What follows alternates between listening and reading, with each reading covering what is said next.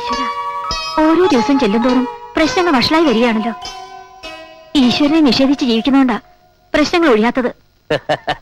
എടേ, സത്യസന്ധമായി ജോലി ചെയ്ത് ജീവിക്കുന്നവരെ നിന്റെ ഈശ്വരന്മാര് പാര വെക്കുവോ?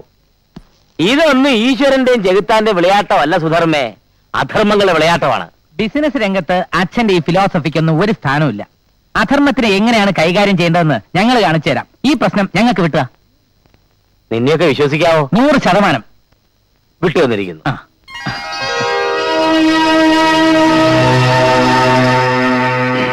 തകരണം ഒക്കെ തകരണം. അവന്റെ ആഫീസിന്റെ ചില്ലുകൾ തകർന്ന പോലെ അവന്റെ എല്ലാ ബിസിനസ്സുകളും തകരണം. അതെന്റെ നിലനിൽപ്പിന്റെ ഒരു പ്രശ്നമാണ്. അതിനു വേണ്ടി എത്ര പണം ചെലവാക്കാനും എനിക്കൊരു മടിയില്ല. ഇതൊരു ദക്ഷിണയായിട്ടിരിക്കട്ടെ. മുതലാളി ഒന്നുകൊണ്ടും പേടിക്കണ്ട. ഇനി നമ്പ്യാരുടെ എല്ലാ സ്ഥാപനങ്ങളിലും സമരങ്ങളുടെ വെടിക്കെട്ടായിരിക്കും. വെറുതെ അല്ല പറഞ്ഞേ. KPCC ജില്ലാ സെക്രട്ടറി വക്കച്ചനായി പറഞ്ഞേ.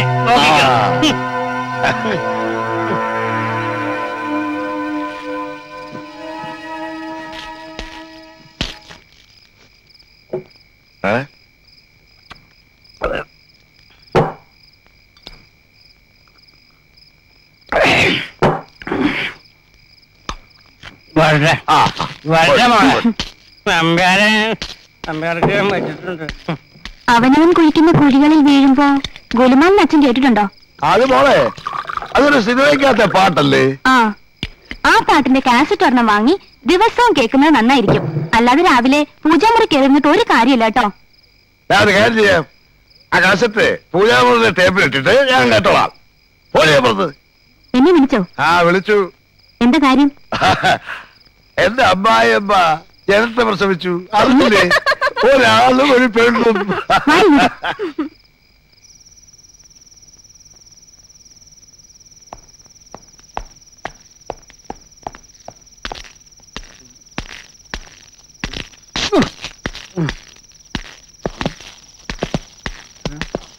ആരാ നടക്കണ വഴിക്ക് വണ്ടിട്ടിരിക്കണേ?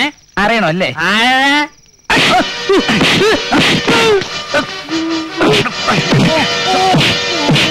ഞങ്ങൾ ആരാണെന്ന് തനിക്ക് മനസ്സിലായോ? അറിയാമേ. നമ്പ്യാരുടെ മക്കളല്ലേ? എടാ സന്ദീപേ, ഇയാള് നമ്മളെ തിരിച്ചറിഞ്ഞു. എടുക്കാൻ ഇനി തന്നെ ജീവനോടെ വെച്ചോണ്ടിരിക്കുന്ന പ്രശ്നമില്ല. നീ ആ പെട്രോളിംഗ് എടുത്തേ. ഞാൻ പാവോടെ. മരിച്ചുപോയ ഏതെങ്കിലും രാഷ്ട്രീയ നേതാവിന്റെ പ്രതിമ ഞങ്ങളുടെ കവലയിൽ വെക്കണമെന്ന് കുറച്ച് നാളായിട്ട് വിചാരിക്കാം. അത് തന്നെ ആയിക്കോട്ടെ. അയ്യോ, മുതൽ സമരങ്ങളൊന്നുമില്ലേ? എന്നെ കാകണേ. സത്യം. നാളെ മുതൽ ഒരു സമരത്തിൽ ഞാനില്ല. ഞാനെന്തെങ്കിലും കൂലിപ്പണിയെടുത്ത് ജീവിച്ചോളെ. എന്നെ കാകണേ. അയ്യോ, അങ്ങനെയെങ്കിൽ നമ്മൾ തമ്മിലുള്ള എല്ലാ പ്രശ്നവും ഇതുപോലെ. സമരം തീർന്നെങ്കിലും നമ്മുടെ പ്രശ്നങ്ങൾ തീരുന്നില്ല. 7ഓളം ബില്ലുകൾ ഇപ്പൊ പാസ്സാകാതെ കിടക്കുകയാണ്. ആ ഇനത്തിൽ നമുക്ക് വരാനുള്ളത് ലക്ഷക്കണക്കിന് രൂപയാണ്. കൈക്കൂലി കൊടുക്കേണ്ടടുത്ത് കൊടുത്താലേ ഇന്നത്തെ കാലത്ത് കാര്യങ്ങൾ നടക്കൂ.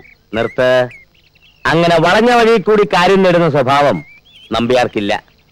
നേരായ അളവിൽ സിമെന്റും കമ്പിയും ചേർത്താണ് ഞാൻ ഓരോ ബിൽഡിംഗും പണിതിരിക്കുന്നത്. എടാ, യുക്തിവാദിയായ ഒരു മനുഷ്യനും ഒരിക്കലും സമൂഹത്തെ വഞ്ചിക്കില്ല. അത് പറഞ്ഞപ്പോഴാ ഓർത്തത്. നമ്മൾ പണിത ഫ്ളാറ്റിൽ ചോർച്ചയുണ്ടെന്ന് പറഞ്ഞ് കമ്പനിക്കെതിരെ കേസായിട്ടുണ്ട്. ഈശ്വര, അങ്ങനെ അബദ്ധത്തിലാണെങ്കിലും വല്ലപ്പോഴും ഈശ്വരനെ വിളിക്ക.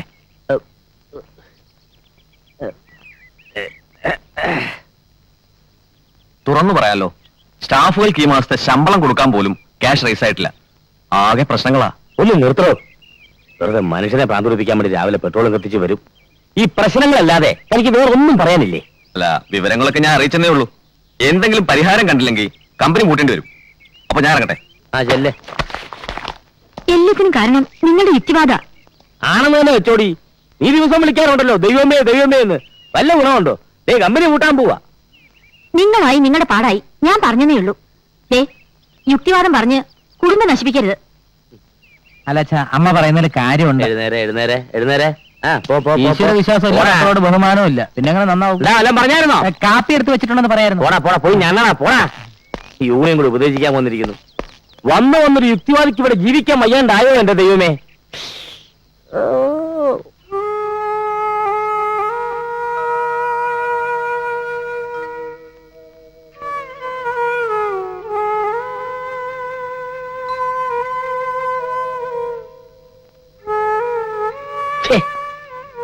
എന്താ സുധർമ്മ ഇത്? നീ ഒന്നും കഴിക്കുന്നില്ലേ? എനിക്കൊന്നും വേണ്ട. എടോ, ഓരോരുത്തർക്കും അവരവരുടെ വിശ്വാസങ്ങളാ വലുത്. നീ ഈശ്വരനെ വിശ്വസിക്കരുതെന്ന് ഒരിക്കലും ഞാൻ പറഞ്ഞിട്ടില്ല. എന്റെ വിശ്വാസങ്ങൾ അടിച്ചേൽപ്പിക്കാനും ഞാൻ ശ്രമിച്ചിട്ടില്ല. എന്നിട്ടും എന്റെ വിശ്വാസങ്ങൾ ഈ കുടുംബത്തെ തകർത്തുവെന്ന് നീ പറഞ്ഞു. സാരമില്ല, എനിക്കൊരു തകർച്ച വന്നപ്പോ ജീവിതത്തിൽ ആദ്യമായി നീ എന്നെ കുറ്റപ്പെടുത്തി, വേദനിപ്പിച്ചു. ഇങ്ങനെയുള്ള ഘട്ടങ്ങളിൽ ഭർത്താവിനെ തലോടി ആശ്വസിപ്പിക്കണം എന്ന് ഞാൻ പറയുന്നില്ല. പക്ഷേ തള്ളിപ്പറയാതിരുന്നുകൂടെ? വേദനിപ്പിക്കാൻ പറഞ്ഞതല്ല, പേടി കൊണ്ട് പറഞ്ഞതാ. അല്ലെങ്കിൽ നമുക്ക് ഇങ്ങനെ കഷ്ടകാലം വരുമോ? ഒന്നിനു പുറകെ ഒന്നായി പ്രശ്നങ്ങളല്ലേ? നമ്മുടെ കുടുംബത്തിൽ എന്തൊക്കെയോ ദോഷങ്ങളുണ്ട്. അതെന്താണെന്ന് നമുക്കൊന്ന് പ്രശ്നം വെച്ച് നോക്കിയാലോ? എന്റെ സുധർമ്മേ, അതൊക്കെ അന്ധവിശ്വാസങ്ങളാ. ഈ ജ്യോതിഷം, മഷിനോട്ടം എന്നൊക്കെ പറയുന്നത് വെറും കപടശാസ്ത്രങ്ങളാ.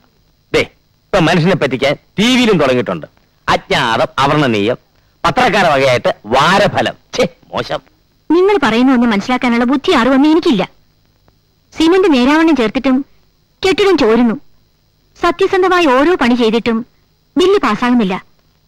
സർവത്ര കാര്യങ്ങളിലും തടസ്സം തന്നെ. അതൊക്കെ ശരിയാവൂടൂ? ഒന്നും ശരിയാകാൻ പോകുന്നില്ല. ഞാൻ എന്ത് പറഞ്ഞാലും നിങ്ങൾ എതിരെ പറയൂ, പ്രത്യേകിച്ചും ദൈവകാര്യത്തിൽ. നമ്മുടെ മക്കളെ ഓർത്തെങ്കിലും നിങ്ങളിത് ചെയ്യണം. എന്റെ മനസമാധാനത്തിന് ഉപേക്ഷ പറയരുത്. ശരി, വിശ്വാസമില്ലെങ്കിലും നിന്റെ ആഗ്രഹത്തിന് ഈ ഒരു പ്രാവശ്യം ഞാൻ കൂട്ടുനിൽക്കാം. ഒരു പ്രശ്നം വെപ്പിലൂടെ നമ്മുടെ എല്ലാ പ്രശ്നങ്ങളും മാറുകയാണെങ്കിൽ നീ പറയും പോലെ ഒരു ഈശ്വര വിശ്വാസിയായി ഞാൻ ജീവിച്ചോളാം. അതല്ല എങ്കിൽ മേലിൽ ഇത്തരം കാര്യങ്ങൾക്ക് എന്നെ നിർബന്ധിക്കരുത്.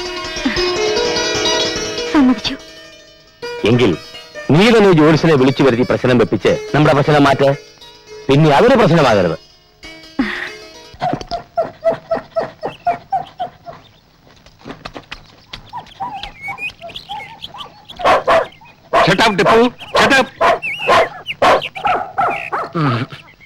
എന്നെ ചാടിക്കുന്ന പോലെ തന്നെ പട്ടികളെയും.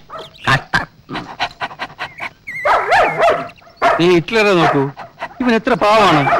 ഇവനെ പോലെ നിനക്കും അനുസരണയോടെ നടന്നൂടെ? പുള്ളി 4 ബിസ്ക്കറ്റ് ഫോർ യു. ഒരെണ്ണം എനിക്ക് വന്നിരുന്ന എന്റെ ആരോഗ്യം മെച്ചപ്പെട്ടേനെ. എക്സ്ക്യൂസ് മീ, മുസോളിനിയുടെ വയറിന് സുഖമില്ലാഞ്ഞിട്ടാണ് കേട്ടോ. അസുഖം മാറിയിട്ട് ഇറച്ചിയൊക്കെ തരാം. ഓക്കെ? ഈ പട്ടിമുറ്റത്ത് വന്നേ പിന്നെ ഇറച്ചി കണ്ട കാലം ഞാൻ മറന്നു.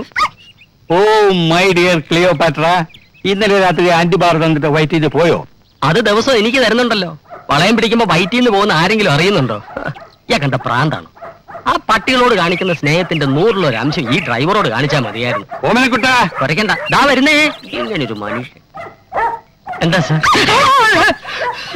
എന്താ സാർ? ഞാൻ കുറച്ച് കഴിയുമ്പോൾ ടിപ്പുവിനെ കൊണ്ട് ഡോഗ് ഷോയ്ക്ക് പോകും. നീ നമ്മുടെ പട്ടികളെയൊക്കെ ഒന്ന് കുളിപ്പിച്ചേക്കണം. ഞാൻ പല പ്രാവശ്യമായി സാറിനോട് പറയുന്നു, പട്ടികളെ കുളിപ്പിക്കാനും ചിരിപ്പിക്കാനും കൂട് കഴുകാനും ഒക്കെ വേറെ ആരെങ്കിലും വെക്കണമെന്ന്. ഞാനൊരു ഡ്രൈവറല്ലേ സാർ? എനിക്ക് സമയമില്ലാത്തപ്പോൾ മാത്രമല്ലേ നിന്നെ ഈ കാര്യങ്ങളിൽ ഏൽപ്പിക്കാറുള്ളൂ.